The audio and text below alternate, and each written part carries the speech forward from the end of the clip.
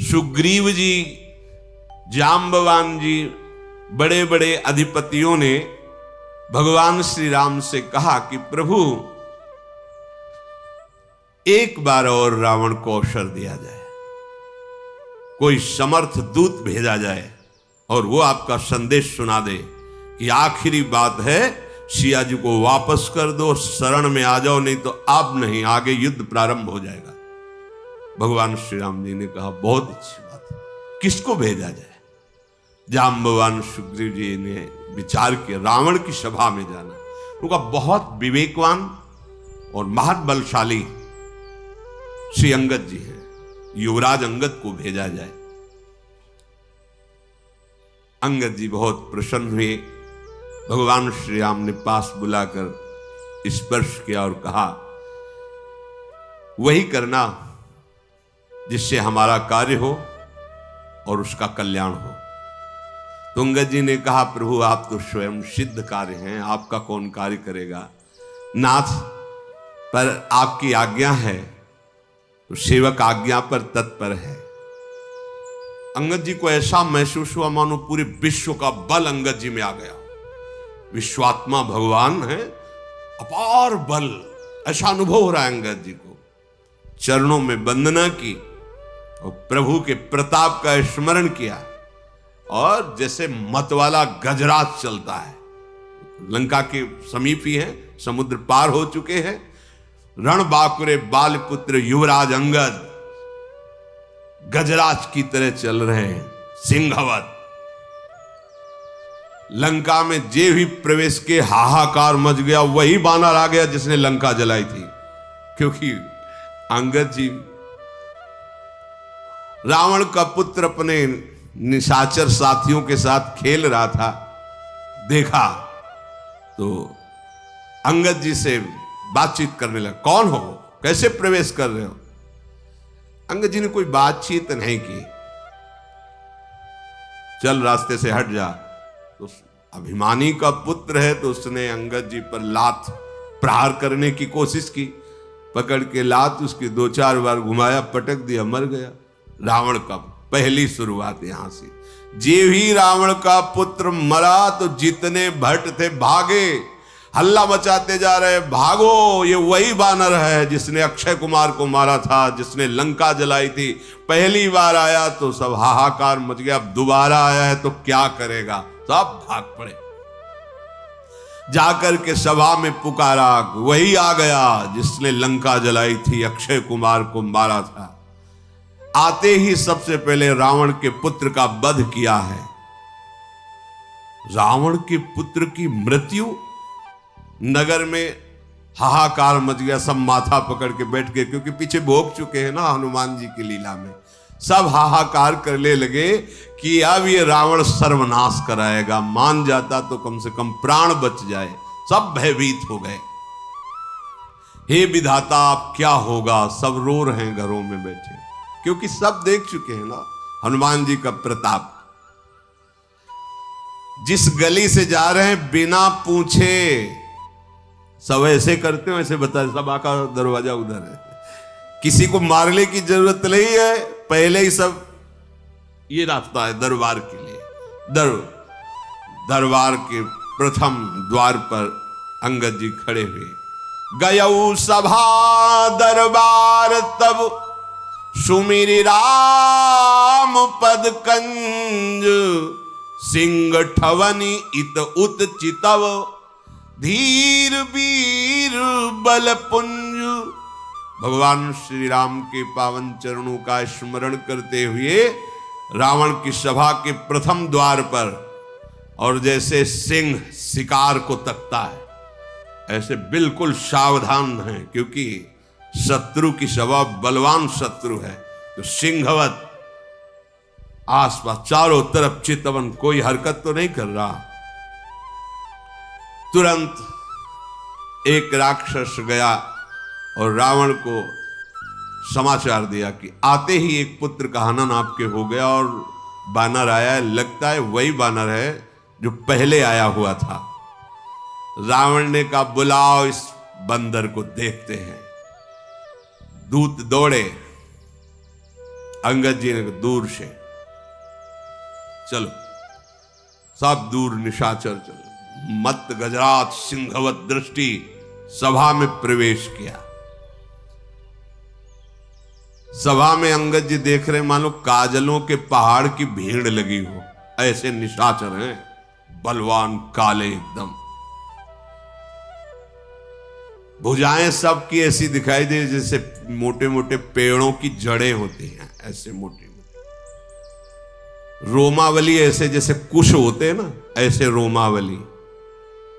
मुंह नाक नेत्र ऐसा जैसे पर्वत की कंदराएं होती, अंदर चले जाओ बाहर निकलो, ऐसे मुख नाक ऐसे निशाचर बैठे हुए, जरा भी झिझके नहीं, जरा भी डरे नहीं। और आश्चर्य की बात यह हुई कि जो ही अंगद जी ने सभा में प्रवेश किया, सब खड़े हो गए। रावण की सभा के जैसे कोई महाजन महापुरुष पधारे तो सब सभा में खड़े हो जाते हैं। रावण बैठा हुआ है और सब सभासद खड़े हो गए। अंगद जी, राम प्रताप है, ये भगवत प्रताप है, उठ खड़े हुए। रावण का हृदय क्रोध से जल उठा, वह बैठ इसके लिए खड़े हो गए। अंगद जी निशंक, अंगद उस समय खड़े। ये शंका तभी होती जब भगवान का भरोसा नहीं होता, भगवान के प्रताप को नहीं जानते, भगवान का आश्रय नहीं होता। जथा मत गज जूथ महु पंचानन चली जाई, राम प्रताप सुमिरि मनु बैठ सभा सिर नाई। जैसे विशाल हाथियों के झुंड में बबर शेर उतरे, ऐसे अंगद जी, कोई शंका नहीं, कोई भय नहीं, भगवान के प्रताप का स्मरण, जय श्री राम। और सभा में बिल्कुल कोई भय नहीं, कोई डर। ये भक्त का स्वरूप होता है। भय किस बात? अखिल लोक ब्रह्मांडों का स्वामी हमारा प्रीतम है, भय किस बात का? अच्छा, मरने का भय, शरीर का भय, ये तो पहले उनके नाम कर चुके हैं, ये तो उनकी संपत्ति हो, जब चाहे तब ले ले। तो भय, फिर हमारा स्वरूप तो अविनाशी है, फिर भय की कोई गुंजाइश नहीं है। कहा दसकंठ कवन तय बंदर, तुम पहले वाले तो नहीं हो, दूसरे हो, क्योंकि दर्शन में लग रहा है। कौन है तू?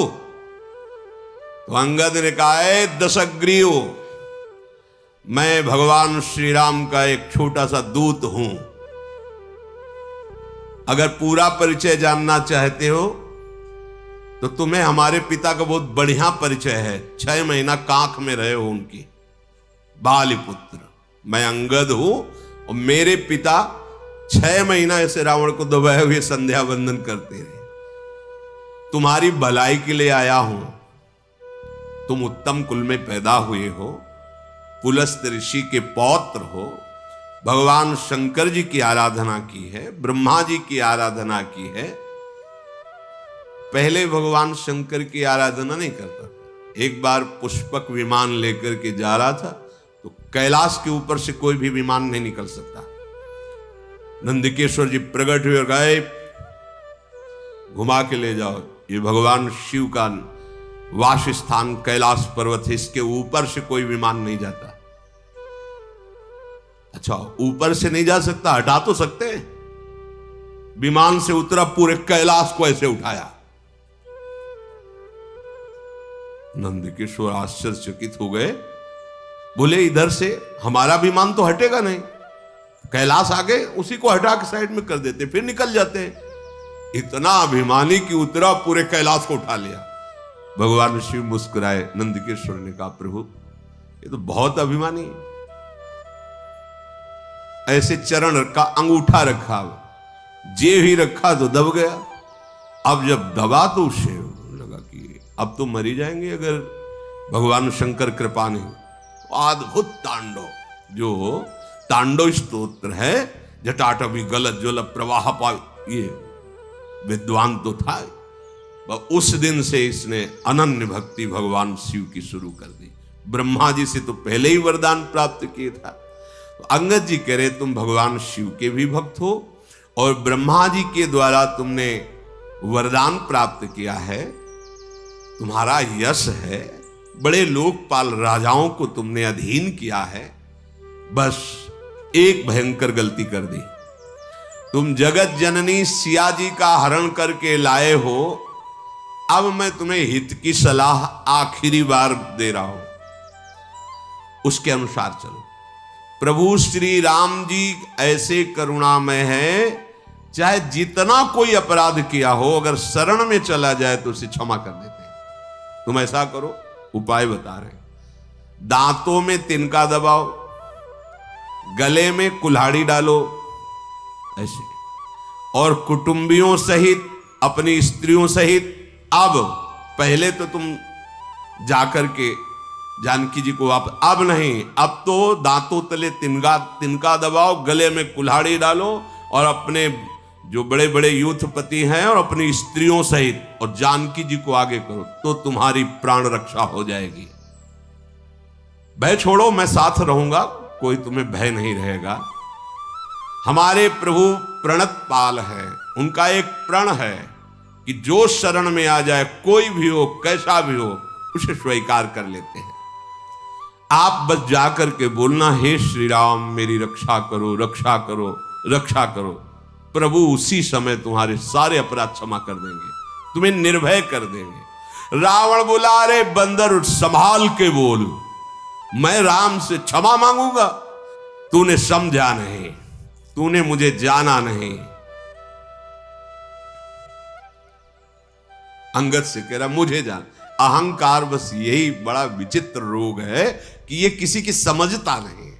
अहंकार समझता नहीं, ये सबसे बड़ा दोष है, और यही जन्म मरण का मूल हेतु है।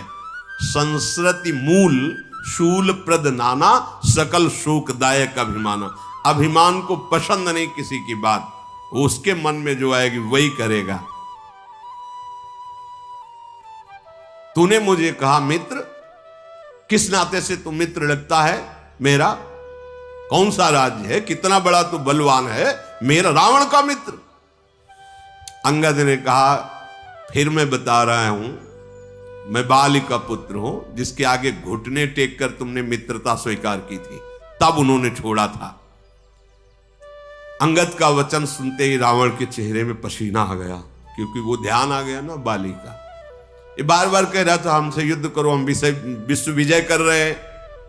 बाली ने कहा, हम संध्या कर रहे हैं, बाद में युद्ध करेंगे। वो बार बार उछल कूद मचा, तो ऐसे दबा लिया कखरी में, और आराम से संध्या कर 6 महीने तक कखरी में दबाए रखा। रावण सकुचा, अच्छा, एक बंदर का नाम था बाली, मैं जान गया, बहुत अभिमानी है, किसी भी तरह समझना नहीं चाहता। हाँ, अच्छा, तू बाली का लड़का है? अरे कुल का नाशक, तू अपने कुल रूपी बांस के लिए अग्नि पैदा हुआ, तू गर्भ में ही क्यों नहीं नष्ट हो गया? व्यर्थ में पैदा हुआ और अपने मुंह से उन तपस्वियों का दूत कहलाता जिसने तेरे पिता की हत्या की। ये राजनीति है, भेद बुद्धि पैदा करके अपने पक्ष में कर लेना। अंगद ने हंसकर कहा कि तुम्हारी चतुराई कपट ये चलेगा नहीं, बस कुछ दिनों की बात है, अपने मित्र के पास पहुंच करके जान लेना, अर्थात जहां बाली गया है वहीं तुम भी पहुंच जाओगे, क्योंकि रघुनाथ जी के बाण बड़े उत्सुक हैं इस समय। राम विरोध करने पर जैसी बात होती है वैसी तुम अनुभव करोगे, सुनाने की जरूरत नहीं है। अरे मूर्ख रावण, सुन, ये भेद नीति उसके ऊपर काम करती जिसने भगवान का आश्रय नहीं लिया।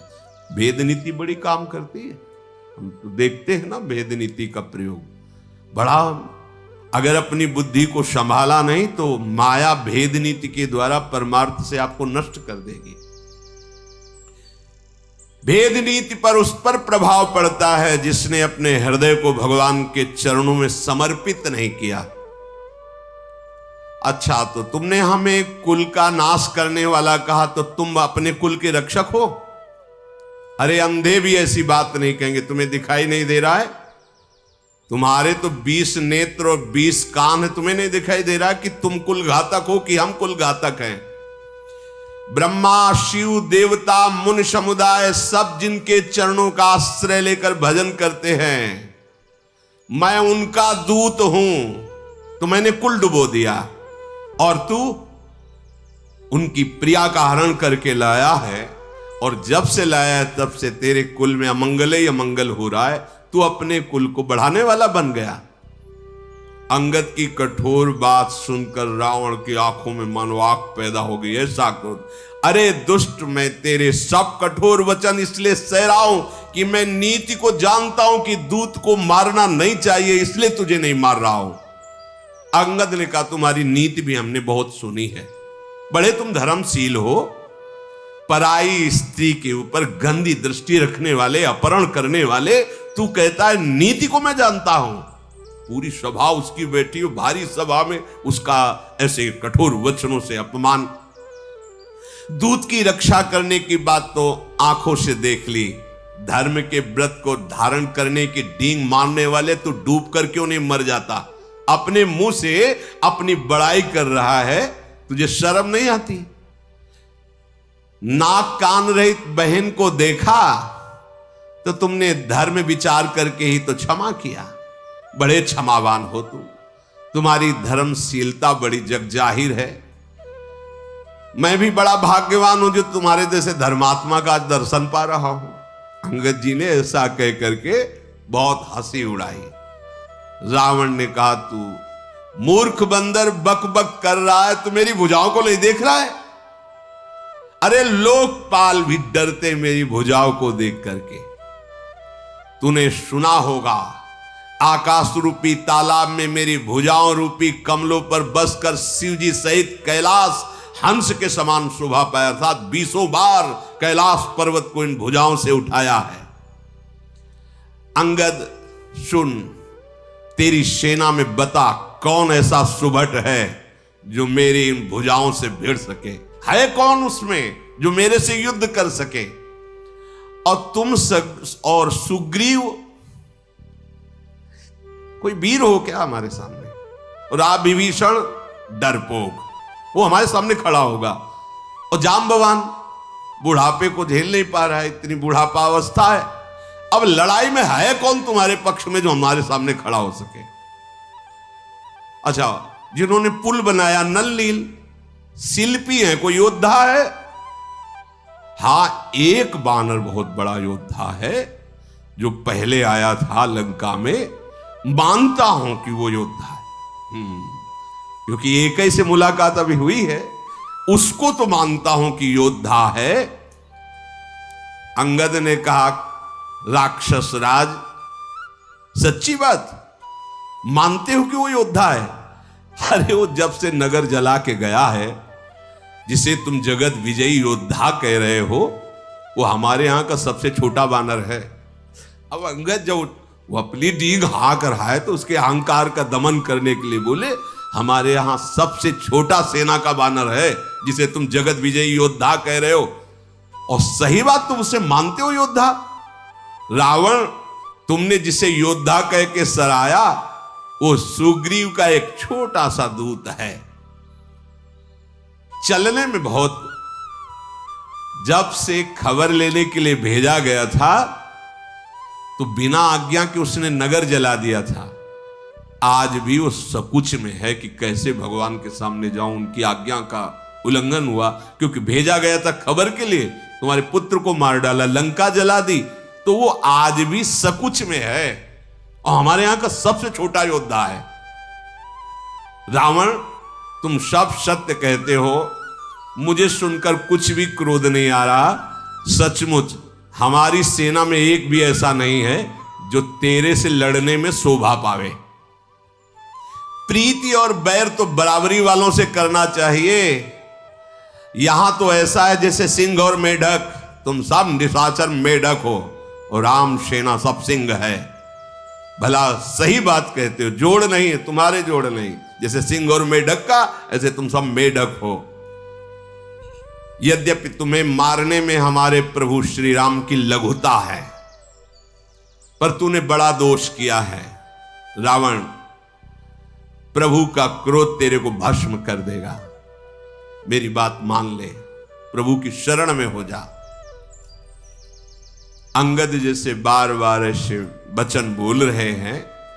रावण हंसकर बोला, बंदर में एक गुण तो दिखाई दे रहा है, इसको जो पालता है, खवाता है, पिलाता है, वो उसी के अधीन चेष्टा करता है। ये गुण तो इसमें दिखाई दे रहा है।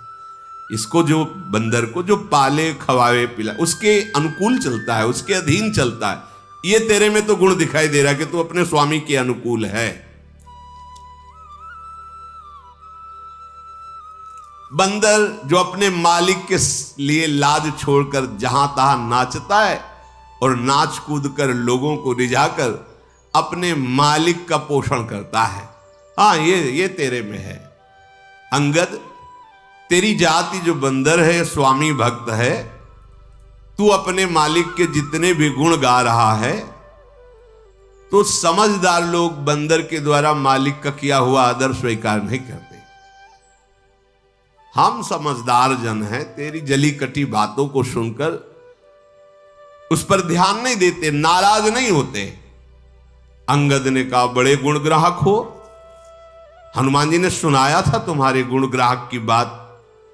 अशोकवन को विध्वंस किया, अक्षय कुमार को मारा, पूरी लंका को जला दी, और आप गुण ग्राहक इसीलिए शांत रहे, क्योंकि आप गुण ग्राहक हो ना। हाँ, उसने कोई आपका अपकार नहीं किया था, इसलिए आप शांत रहे। अर्थात कि उस समय तुम्हारा बल कहां गया था। अंगद जी बड़ी बकरोती बोल रहे हैं, टेढ़ी बातें। तुम्हारा सुंदर विचार दशग्रीव, तुम में कुछ लाज बची है कि नहीं बची है? अंगद ने कहा, धृष्टता की हद हो गई। मैंने जो हनुमान जी ने बताया था कि तू कितना निर्लज्ज है, वो आज आंखों से देख रहा हो। वास्तविक तो बहुत निर्लज्ज है। सभा में कोई रावण को ऐसा, अरे देखो, क्रोध भी नहीं आ रहा, लाज भी नहीं है, चिढ़ भी नहीं है। अब तो रावण को नहीं रहा गया। अरे बानर, तेरी ऐसी बुद्धि है, तभी बाप को मरवा डाला तूने। ऐसा वचन कह करके रावण बड़ा अट्टहास किया। अंगद ने कहा, बाप को मरवा डाला, अब तेरे को मरवाने के लिए आया हूं। तेरी भी मृत्यु का मैं ही कारण बनूंगा। अभी तुरंत मेरी बात समझ जा, नहीं ऐसा मत समझ कि मैं तुझे दंड नहीं दे सकता। अंगद ने, अरे नीच अभिमानी, बाल के निर्मल यश का कारण जानकर मैं तुझे नहीं मार रहा हूं। रावण ने कहा, नहीं तो बता, रावण जैसा है कोई त्रिभुवन में? गजब का अभिमानी, बस उसको अपनी याद आ रही बार बार। अंगद जी ने कहा, रावण सुनना चाहते हो कि? हमने तो जो रावण सुना है, उनमें से कौन वाले तुम रावण हो, जरा बताना। बलि ही जितन एक गयऊ पताला, राखियो बांध शिशुन है साला। एक गया था बलि जी को जीतने, बामन बलि, पाताल में। तो वहां के जो खेल रहे थे कुछ लोग, तो रावण को बांध करके है साला घोड़साल में डाल दिया था, और खेल खेल में खूब लात मारते थे उसको। जब दया लगी महाराज बलि को, तो मुक्त कर दिया था। एक रावण वही था। वही हो क्या तुम, जिसे वहां लातों से मारा गया था, घोड़साल में बांध के रखा गया था, जब बलि पर विजय प्राप्त करने गया था? अच्छा, दूसरा रावण हमने सुना है, एक बहोरी सहस भुज देखा, धाई धरा जिम जंतु विशेखा, कौतुक लाग भवन ले आवा, सो पुलस्त मुनि जाय छुड़ावा। शास्त्राबाहु अर्जुन के साथ युद्ध की, तो ऐसे जंतु की तरह पकड़ लिया, अपने भवन में बंदी बना के लग। फिर पुलस्त ऋषि गए और समझा बुझाकर छुड़ा के लाए थे। वो रावण हो तुम। एक कहत मोहि सकुचयति रहा बाल की कांख, इनमोह रावण तय कवन सत्य बदहि तज माख। एक हमारे पिता के 6 महीने कांख में रावण रहा। कौन से रावण हो तुम? कहते तुमने मेरा यश नहीं सुना, तो तुम बताओ कौन से रावण हो? रावण ने कहा, 67 सोई रावण बलशीला, हरिगिर जान दास भुजलीला। मैं वो रावण हूं जो कैलाश को बता चुका है कई बार। अभिमान बर्दाश्त नहीं होता। अरे मेरी भुजाओं का बल भगवान शंकर जानते हैं। मैंने अपने हाथों से अपने सर रूपी पुष्पों को काट काट के महादेव जी के चरणों में चढ़ाया है। सिर रूपी कमलों को अपने हाथों से उतार उतार कर भगवान शिव के चरणों में चढ़ाया। अरे मूर्ख, मेरे भुजाओं का अगर परिचय पाना है तो दिक्पालों से जाके पूछ, जिनके हृदय में आज भी भय समाया हुआ है। दिशाओं के हाथियों से पूछ, जहां भुजा की टक्कर मारी तो चिघाड़ते रहे, जिनके भयानक दांत जब जब आकर मेरी छाती में भुजाओं में लगे तो टूट गए, जिसके चलते समय पृथ्वी हिलती है, चलत दशानन डोलत। जासु चलत डोलत इम धरनी, चढ़त मत गज जिम लघु तरनी। जैसे छोटी नाव पर कोई गजरात चढ़े तो नाव हिल जाती है, ऐसे पृथ्वी हिलती है। मैं वो रावण हूं जब चलता हूं। सोई रावण जग विदित प्रतापी, सुने न श्रवण अलीक प्रलापी। अरे झूठी बकवास करने वाला, तूने कानों से नहीं सुना? मैं जगत प्रसिद्ध प्रतापी महाबली रावण हूं। महाप्रतापी जगत प्रसिद्ध रावण को तू मजाक समझ रहा है, छोटा कहता है, और एक मनुष्य की बड़ाई मेरे दरबार में कहता है। अरे दुष्ट, असभ्य, तुच्छ बंदर, मैंने जान लिया तेरे में बुद्धि नहीं है। रावण के वचन सुनकर अंगद जी को आप क्रोध आया। उन्होंने कहा, अरे नीच अभिमानी, संभाल कर बोल। मेरे प्रभु को तू मनुष्य बोलता है? जिनका फरसा सहस्त्राबाहु की भुजाओं रूपी अपार वन को जलाने के लिए अग्नि समान था, जिनका फरसा रूपी समुद्र की तीव्र धारा में अग्नित महाबली राजा बार बार डूब गए, उन परशुराम जी ने जिनके रूप और बल को देखकर गर्व त्याग करके चरणों में शीश झुकाया, वो हमारे भगवान श्री राम है। अय दशकंधर, तू बहुत उद्दंड हो गया है, इसीलिए तू भगवान श्री राम को मनुष्य बोल रहा है। कामदेव भी क्या धनुर्धारी है? गंगा जी क्या नदी है? कामधेनु क्या पशु है? कल्पवृक्ष क्या पेड़ है? अमृत क्या रस है? ऐसे भगवान क्या मनुष्य है? गरुड़ जी क्या पक्षी हैं? शेष जी क्या सर्प हैं? अरे दशकंधर, तेरी बुद्धि नष्ट हो गई। चिंतामणि भी क्या पत्थर है? वैकुंठ भी क्या लोक है? श्री रघुनाथ जी की अखंड भक्ति जैसा कोई लाभ है? अगर भगवान ने आदेश किया होता तो तुम्हारी सेना को मथ कर नष्ट करके अभी मैं तुम्हें दिखाता कि मेरे श्री राम का बल क्या है। तेरी समझ में नहीं आया?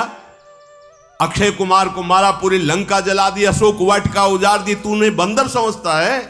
महाबली हनुमान कोई बंदर है? कपट छोड़ दे, चतुराई छोड़ दे, राम जी की शरण में चला जा, नहीं तो अब मैं जो कह रहा हूं उसे सुनो। तुम्हें ब्रह्मा और शंकर भी अब नहीं बचा सकते। मूढ़, गाल फुलाना, बातें बनाना, डींग हाँकना, ये लौकिकता में तो चलेगा, राम जी के सामने नहीं चलेगा। तेरा ये जो बकबक करने वाला मुख है, राम जी के बाणों से कट के गिरेगा, और पृथ्वी में जब गिरेगा तो बानरों की लात पड़ेगी उस पे। ऐसे ही था, जैसे फुटबॉल में पैर मारते हैं, ऐसे ही रीछ बानर तेरे उन गेंद के समान अनेकों शिरों से चौगान खेलेंगे। जब रघुनाथ जी युद्ध में कोप करके सारंग धनुष से बाण छोड़ेंगे, तब ये जो गाल बजा रहा है ना, उस समय नहीं। इसलिए विचार कर बोल, भगवान श्री राम को मनुष्य संबोधन मत कर। रावण तो जल उठा, जैसी बात अंगद जी ने कही तो उसका अब हृदय एकदम खौल उठा। अरे कुंभकर्ण मेरा भाई है। अभिमान की दशा ही अलग होती है, उसको समझ में ही नहीं आता। कुंभकर्ण मेरा भाई है, और इंद्र का शत्रु, जो इंद्र को बंदी बना के लाया, वो मेघनाथ मेरा पुत्र है। और मेरा पराक्रम तो संसार में प्रसिद्ध ही है, संपूर्ण जड़ चेतन जानता है कि रावण विश्व विजयी है। दुष्ट, बानरों की सहायता से एक छोटा सा समुद्र में पुल बना लिया तो डींग हाँकते। गजब का अभिमानी है, छोटा हाथ तक नहीं बना पाया और छोटा पुल। देखो अभिमान क्या है, एक छोटा सा पुल बना दिया समुद्र में।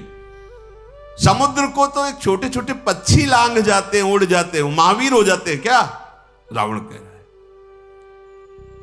मूर्ख है तू बंदर, सुन, मेरी एक एक भुजा रूपी समुद्र बल रूपी जल से पूर्ण है, जिसमें बहुत से देवता और मनुष्य डूबकर मर चुके हैं। कौन ऐसा सूरवीर है जो मेरी इन भुजाओं का बल जो है उसको पार कर पावे? फिर वही शुरू कर दिया, दिक्पालों से जाके पूछो इन भुजाओं का बल, तेरा मालिक डर जाएगा जब सामने जाऊंगा।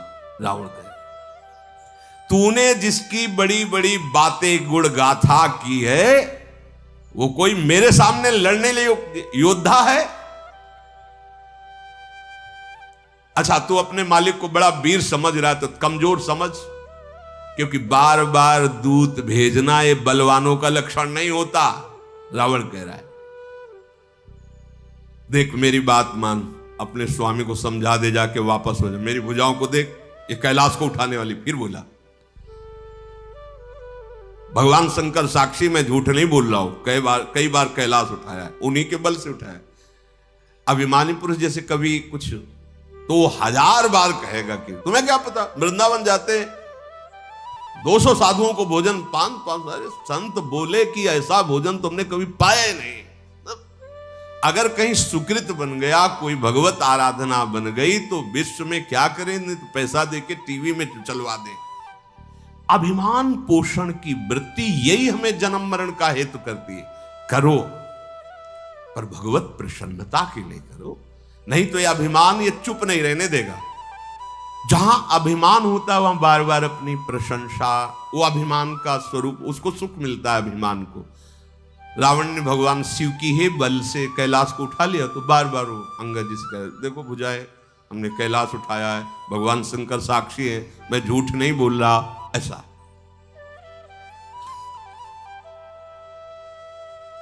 मस्तकों के जलते समय जब मैंने अपने ललाटों पर लिखे हुए विधाता के अक्षर देखे, वो जब आहुति करता था अपने सर की, तो मैंने उसमें देखा था मेरी मृत्यु लिखी थी मनुष्य के हाथ से। तो मुझे बहुत बड़ी हंसी आई कि विधाता भी लिखने में चूक कर दिया, मुझे मनुष्य मारेगा, मेरा तो आहार मनुष्य है, मार कैसे सकता है। तो विधाता ने भी असत्य लिखा था। जब मैं अपने सर काट के हवन कर रहा था शिव प्रसन्नता के लिए, तो जलते हुए भाल पर लिखा देखा था कि मेरी मृत्यु मनुष्य के हाथ से। तो मुझे हंसी आई कि विधाता भी असत्य लिखता है, भला मेरी मृत्यु किसी मनुष्य के हाथ से होगी। मेरे मन में किसी का भी भय नहीं है, क्योंकि मैं समझता हूं कि ब्रह्मा जी बूढ़े हो गए हैं, लिखने में गलती हो गई है, मेरी मृत्यु मनुष्य से नहीं हो सकती। और मूर्ख, तू बार बार लज्जा मर्यादा छोड़कर रावण के सामने उन मनुष्यों की बात करता है। अंगद ने कहा, अरे रावण, मुझे तुम लज्जा रहित कहते हो, पर तुम बहुत बड़े लज्जावान हो। लज्जाशीलता तुम्हारा स्वभाव है, क्योंकि तुम जैसे निर्लज्ज बार बार अपने मुंह से अपनी बड़ाई गा रहे हो। सिर काटा कैलाश उठाया, सिर काटा कैलाश उठाया, यही तो उस समय से बोल रहे हो। लेकिन तेरा हृदय में देख रहा हूं कि कांप रहा है राम जी के भय से, तभी तू बड़ाई बार बार कर रहा है। अब बस कर, सर काटने से कोई सूरवीर नहीं हो जाता, जादूगर भी अपना सर काट के दिखा सकता है। इंद्रजाल रचने वाले ऐसे खेल बहुत से करते हैं, शरीर के कई टुकड़े, और फिर थोड़ी देर में वो वैसे ही खड़ा हो जाएगा। बहुत से पतंगा मोहवश आग में जल जाते हैं तो वो कोई सूरवीर नहीं होते। और बहुत बोझा उठा लेने से कोई महावीर नहीं बन जाता। गधों के बोझा लदा करता है वो सूरवीरों में नहीं आते, जो बार बार कह रहे हो कैलाश उठाया कैलाश। अंगद जी कह रहे, तेनर सूर कहा वहीं समुझ देख मति मंद, जरहि पतंग मोवस भार बहाई खरबृंद। गधा बहुत भार ढोता है, तो भार ढोने के कारण कोई सूरवीर नहीं कहे। और पतंगा मुंह आग में जल जाता है, ये कोई शूरवीर नहीं कहे जाते। अब अभिमान त्याग दे। फिर तेरे से प्रार्थना कह रहा हूं, रघुनाथ जी से संधि कर ले, तेरा मंगल हो जाएगा। कृपालु राम जी ऐसे हैं कि उनका यश तेरे मारने में नहीं होगा, क्योंकि जैसे सिंह किसी खरगोश को मारे तो कोई यश की बात है।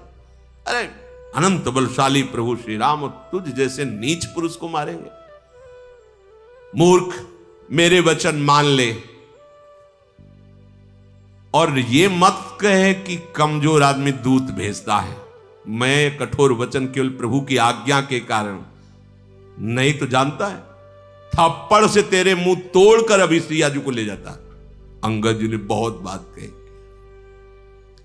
ना ही तकरी मुख भंजन तोरा ले जाते हो सीत। तुम जो कह रहे हो कि कमजोर आदमी बार बार दूत भेजता है, तो मैं प्रभु का एक छोटा सा दूत हूं, थप्पड़ से तेरे 10 मुख तोड़ता और सिया जी को अभी ले जाता और जबरदस्ती तेरे इन सब यूथ पतियों को बंदी बना लेता। तेरा बल तो मैं उसी समय जान गया था जब तू सिया जी का अपहरण किया। अरे राक्षसों का राजा, अरे अभिमानी, मैं सुग्रीव का एक छोटा सा सेवक हूं, भगवान के अपमान से डर रहा हूं क्योंकि उनकी आज्ञा का उल्लंघन न हो जाए। नहीं, ऐसा तमाशा दिखाता, जैसे तूने कहा ना, मालिक के लिए तमाशा दिखाकर बंदर पैसा इकट्ठा करता है, बड़ा वफादार होता है। तो अगर मुझे अपने स्वामी के अपमान का भय ना होता, आज्ञा उल्लंघन का, तो ऐसा तमाशा दिखाता। तू सिंहासन पे है तो ही पटकी, महिसेन हाथी चौपट कर तव गांव, तव ज्योतिन समेत सठ जनक सुते ले जाऊं। सिंहासन सहित तुझे उठाकर धरती पर पटक के मार डालता। भी अंगद जी ने कहा, तेरी सेना का अकेले संहार करता और तेरे इस लंका को भ्रष्ट करके जय श्री राम बोलकर सिया जी को ले जाता और तेरी स्त्रियों को बंदी बनाकर उनकी दासी बनाता। अगर भगवान के अपमान को न डरता, उनकी आज्ञा का उल्लंघन का अपराध का भाव ना होता, जो वस करो तदपि न बढ़ाई, मुझे ही बधे नहीं कछु मनसाई। अगर मैं ऐसा करता भी तो मेरी कोई बड़ाई नहीं होती, क्योंकि तुम मरा हुआ है। ऐ रावण, तुम मरा हुआ है। कौल काम बश कृपण विमूढ़ा, अति दरिद्र अजसी अति बूढ़ा, सदा रोग बस संतत क्रोधी, विष्णु विमुख श्रुति संत विरोधी, तनु पोषक निंदक अग खानी, जीवित 100 सम 14 प्राणी। तुम मरा हुआ है। वाम मार्गी, शास्त्र के विरुद्ध आचरण करने वाला और कभी भी धर्म में धन ना खर्चा करने वाला कंजूस और मूर्ख बुद्धि, दरिद्र, बदनाम, जिसका यश हो और फिर निंदा हो जाए, बहुत बूढ़ा और नित्य रोगी, निरंतर क्रोधी, हरि से विमुख, संतों का विरोधी, शरीर का पोषण करने वाला, पराई निंदा करने वाला और पाप की खान महापापी परिस्त्री अपहरण करने वाला, ये सब मरे हुए पापी प्राणी हैं। इनको जीवित कौन कहता है? तो अगर मैं ऐसा करता भी कि तुझे सिंहासन सहित पटक कर मार डालूं, तेरी सेना का विनाश करूं, पूरे लंका में जय श्री राम के घोष करके सिया जी को ले जाऊं, तो भी मेरी बहादुरी नहीं है। इसलिए मैं शांत हूं, तेरी ये बातें सुन रहा हूं। अब मुझे गुस्सा मत दिला। अंगद के वचन सुनकर रावण दांत पीसने लगा, क्रोधित होकर हाथ मलता हुआ बोला, अब तू मरना चाहता है? अय बंदर, अब तू मरना चाहता है? छोटी मुंह बड़ी बात बोल गया। अरे जिसके बल पर तू इतनी बड़ी बात बोल गया, उनका ना बल है, ना प्रताप है, ना बुद्धि है, ना तेज है, कुछ नहीं है। अरे तू जिस पर गर्व करता है, ऐसे मनुष्यों को रात दिन यहाँ के राक्षस अपना आहार बनाया करते हैं। समझ किसकी सभा में बोल रहा है। जब उसने इस तरह भगवान श्री राम की निंदा की, कपिश्रेष्ठ अंगद उछल पड़े, मानो एकदम आग हो गए हो। क्योंकि शास्त्र का सिद्धांत है, हरिहर निंदा सुने जे काना, होई पाप गोघात समाना। भगवान शिव, भगवान हरि या भगवत प्रेमी महात्माओं की निंदा हो रही हो और आप चैन से सुन रहे हो, गौ हत्या ब्रह्म हत्या का पाप लगेगा। तुरंत खड़े हो गए अंगद जी और ऐसे कटकटाए, दांत पीसे और भुजदंड ऐसे पटक दिए पृथ्वी पर। ऐसे जे ही पृथ्वी पर भुजदंड पटका, मुंह के बल गिरा रावण। अरे भगवान का प्रताप एकदम फिर संभला। उसके अत्यंत सुंदर मुकुट, जब वो गिरा तो मुकुट भी गिरे, जो अंगद के हाथ में आए उठाकर उन मुकुटों को वहीं से फेंका, रामादल में भगवान के चरणों के सामने गिरे जाके। मुकुटों को आते हुए देख करके बानरों को लगा कि ऊपर से उल्कापात, कोई तारा टूटा, भागने लगे। हमें लगता है रावण ने कोई वज्र चलाया है, ये चमकती हुई अग्नि के समान आ रहे हैं। प्रभु ने हंसकर कहा, डरो मत, ये ना उल्का है, ना वज्र है, ना केतु है, ना राहु है, ये रावण के मुकुट हैं, बालीपुत्र अंगद ने फेंका है। हनुमान जी ने उछलकर उन मुकुटों को लेकर प्रभु के चरणों के समीप रख दिया। वो ऐसे मुकुट तेजस्वी मुकुट। क्रोधयुक्त रावण सबसे क्रोधित होकर कहने लगा, पकड़ लो इस बंद। जब भुजा मारी कटकटा के, तो जब रावण गिर पड़ा तो पूरी सभा मुंहभरा हो गई थी। रावण जब संभल के बैठा तो कहा, बहुत हो गया, बंदी बनाओ इसको और मार डालो सभा के बीच में। अंगद ने हंस करके कहा, खिलवाड़ समझ रखा है, बंदी बना लोगे? खिलवाड़ समझ रखा है, तुम मुझे मार दोगे? तेरी अब भी समझ में नहीं आया? केवल भुजा पटका तो सब मुंह के बल गिर गए, इतने तुम वीर हो, अब भी मुझे बंदी बनाने की सोच रहे हो? बोले, तेरे कोई अकेले नहीं, मेरा आदेश, जाओ पृथ्वी में कोई बानर ही न रह जा, सब खा जाओ। राक्षसों को आदेश। ऐसे थे नरांतक, देवांतक, ऐसे से राक्षस थे आहार करने वाले। और कहीं कुंभकर्ण को जगा दे तब तो उसका तो पेट ही है, पूरा बड़वा नल की तरह था, डालते जाओ, खाली कर दो पृथ्वी को, बंदर कोई रह ही ना जाए। और तपस्वी दोनों जो राम लक्ष्मण हैं, इनको जीते जी बंदी बना लो। रावण के ऐसे आदेश पर अंगद क्रोधित होकर बोला, अरे निर्लज्ज, गाल बजाते लाज नहीं आती? हमें लगता है तेरे लिए एक उपाय, आत्महत्या कर ले अभी। अंगद ने कहा, मेरा बल देखकर तेरी छाती नहीं फटी? मेरे स्वामी के लिए ऐसा बोल रहा है? मेरा बल देखकर तुझे तो अब आत्महत्या कर लेनी चाहिए। रेत्री चोर कुमारक गामी, खल मल रास मंदमति कामी, शन्यपात जलपसि दुर्बाधा, भयस कालवश खल मनुजादा। ए स्त्री के चोर, एक कुमार्गामी, एक दुष्ट, पाप की राशि, मंद बुद्धि, तेरी समझ में नहीं आ रहा? अरे कामी, तू सन्निपात जैसे किसी को हो जाए और वो बोलता रहे, ऐसे बोल रहा है, ऐ दुष्ट राक्षस, तू काल के अधीन हो गया है, आगे फल पाएगा। राम मनुष्य हैं, ऐसा वचन जो बोला, अरे अभिमानी, तेरी जीभ गल करके नहीं गिर गई? संदेह नहीं, तेरी जीभ गिरेगी सिरों के साथ रणभूमि में। सोनर क्यों 10 कंद, बाल बध्यो जेहि एक सर, 20 लोचन अंध, धिगतो जन्म कुजाति जड़। ए दशग्रीव, एक बाण से जिसने महाबली बाली को मार दिया वो मनुष्य हो सकता है? कुजाति जड़ जीव, 20 आंखें होने पर भी अंधा, तेरे जन्म को धिक्कार। अंगद जी बोल रहे हैं। बस एक बात मुझे थोड़ा शांत कर रही कि भगवान श्री राम के बाण प्यासे तेरे खून के, इसलिए मैं तुझे क्षमा करता। वो प्यासे रह जाएंगे अगर मैं कुछ करूंगा, इसलिए नीच राक्षस मैं तुझे जीवित छोड़ रहा हूं। ये जो तू हंसी कर रहा है बार बार, ये अभी 10 मुख के सब दांत तेरे बाहर निकल आएंगे। 80 ऋषि होती 10 मुख तोरो, लंका गही समुद्र महाबोरो। मैं तो दसन तोरबे लायक, पर आयस दीन न मोहि रघुनायक। ऐसा आ रहा है कि पहले थप्पड़ मार के तेरे दांत तोड़ू सदियो, तू हंस रहा है। इसके बाद ऐसा क्रोध आता है कि पूरी लंका उखाड़ लूं और समुद्र में डुबो दूं, तेरे 10 मुख तोड़कर भगवान के चरणों की शरण में डाल दूं जाके। पर क्या करूं, भगवान ने आदेश नहीं किया। तुम कह रहे हो कि बंदरों को खा जाओ जाके। अरे हम वो बंदर हैं, गूलर फल खाने वाले नहीं।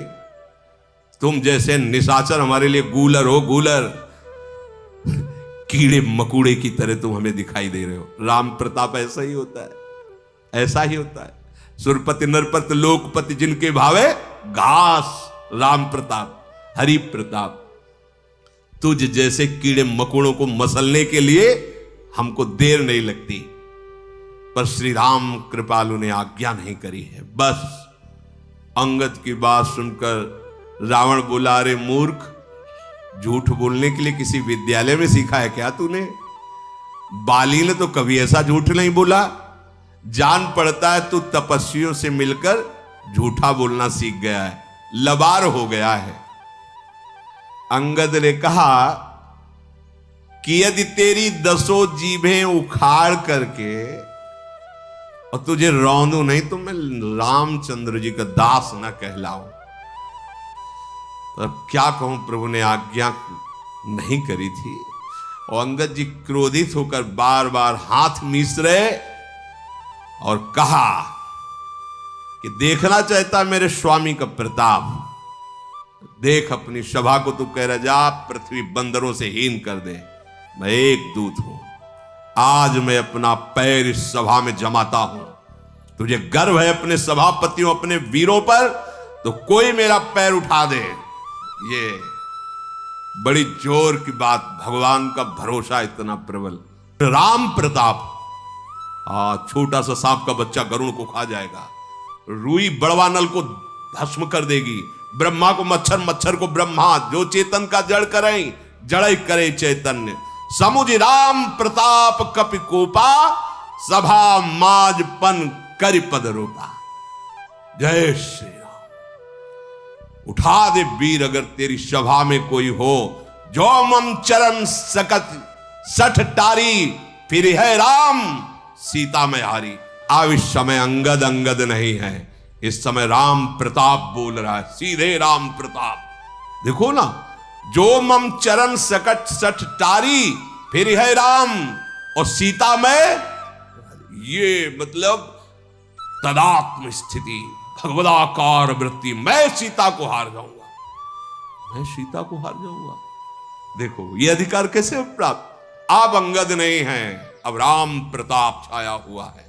ये इतना तदात्म भक्त का होता है कि अपने आराध्य देव को मन में, बुद्धि में, चित्त में, अहंकार में, वाणी में, तन में, सब में वो अनुभव करता है।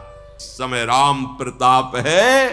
अरे मूर्ख, यदि तेरी सभा में कोई भी वीर मेरे चरण को हिला भी दे तो श्री राम जी लौट जाएंगे और मैं सीता को हार गया। देखो ये फिर राम सीता मैं हारी, क्योंकि मेरी माता सीता है। ये बहुत बड़ी बात है।